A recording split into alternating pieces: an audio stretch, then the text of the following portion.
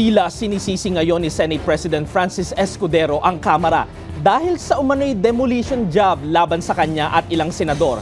Nagsingit daw umano kasi siya ng 142 billion pesos na pondo para sa 2025 national budget noong Bicameral Conference Committee deliberation ilang araw bago ito maratipikahan.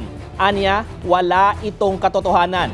Bagamat kinumpirma ni Escudero na binisita niya ang House noong November 2024, pero giit niya wala itong kinalaman sa umano'y insertion sa pagdaragdag. Pero tugon naman ng Kamara, sagutin dapat ni Senate President Chis Escudero ang issue at akusasyon imbes na magturo ng iba.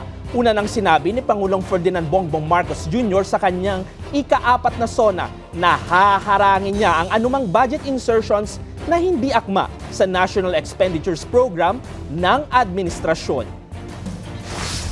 Bakit kami? Ba't kami may kasalanan? Ang tanong naman po ay tinatanong kay Senate President Chis, bakit po sa amin po binabato ang tanong? Bakit pag may mga criticism sa kanya, tinataasan niya ng kilay ang House of Representatives? Siguro mas mainam na sagutin na lang po yung tanong. Alam namang hindi ko tingnan yung BICAM at asikasuhin yung mga staff ng Senado doon. Hindi lamang bilang Senate President, pero bilang bahagi din ng BICAM.